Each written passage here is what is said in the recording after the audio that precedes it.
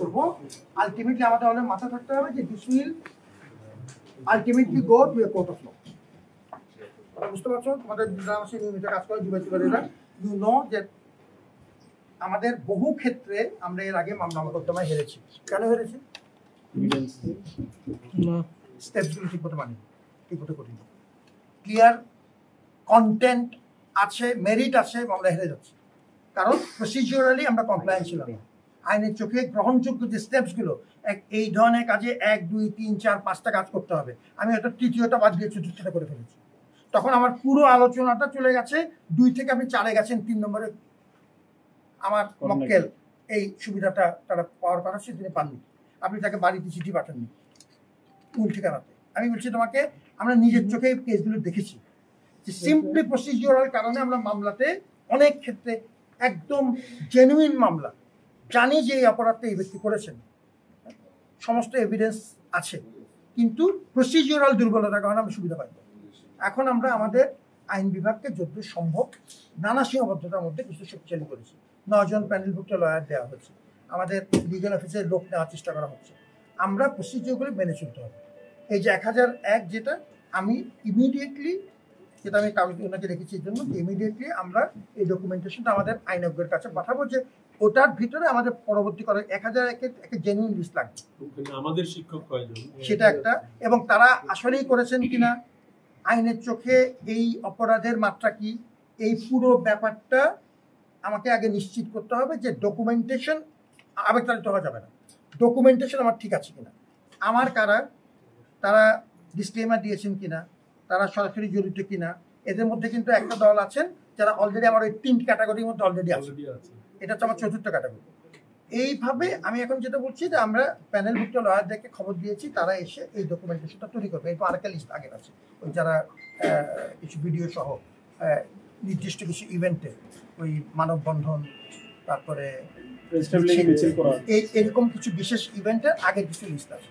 অতএব তোমাদের যেটা বুঝতে হবে সেটা হলো যে আমরা এখন একটা ম্যানেজারিয়াল পয়েন্ট থেকে বিবেচনা করছি যে what to do and how to manage the justice system. Okay, আমাদের তরফ থেকে how do you facilitate justice, সেই জন্য ডকুমেন্টেশনটা ঠিক রাখা। এখন এটা নিয়ে নতুন করে কোনো বলার নাই যে ঠিক আছে এটাকে আমরা একমত কি একমত না, আমরা সবাই এখন একই জায়গায় আসি এসে এবং সবাই নিজের চোখে দেখতে পাচ্ছি যে আমরা একটা ক্লিয়ার ষড়যন্ত্রের মধ্যে দিয়ে যাচ্ছি, এটা everybody is clear about it. সেই ক্ষেত্রে আমরা ম্যানেজারিয়ালি হিকমা প্রয়োগ করে কিভাবে জিনিসটা আস্তে আস্তে আমরা অর্জন করবো।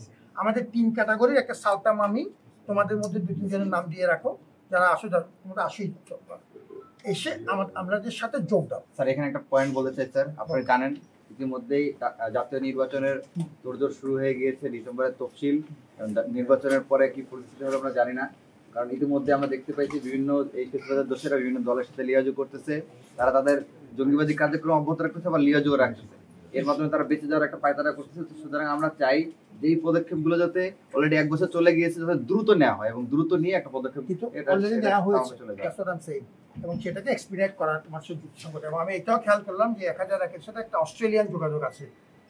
আমরা যখন আলাপ করছিলাম প্রাথমিকভাবে সাথে বিদেশি যোগাযোগ কিন্তু আছে, মানে এটা ক্ষেত্রে পরিষ্কার জানি যে so help us to organize ourselves better so that we can face this crisis. এটা কোনো সাধারণ ক্রাইসিস, ন্যাশনাল ক্রাইসিস, সেটা আমরা কিভাবে একসাথে মিলে মোকাবেলা করা যায় সেটা চেষ্টা করছি। একটা কথা বক্তব্য থেকে বলতে ভুলে আমার যাবো, একটা কথা বলতে ভুলে গেছি, আসতে পারিনি বিকজ আমাকে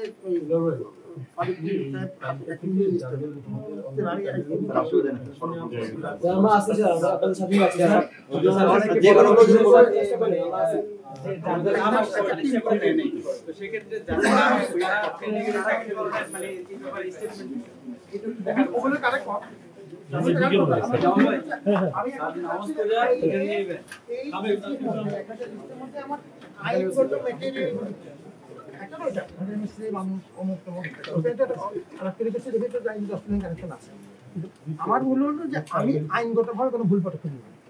আমরা যে তুমি এরকম একটা গুরুতর বিষয় সিম্পলি আইনের মার পেছে তুমি বেরিয়ে যাবে, that will not be right. কিন্তু আমি প্রসিডিউর মেনে চলি। এখন সেই জন্যই আমি চেষ্টা করছি যে আমি আইনের যে মতামত চাচ্ছি যে ভাই এটাকে কি করে মোকাবেলা করা যায়, আপনি আমাকে আইনি পরামর্শ দেন।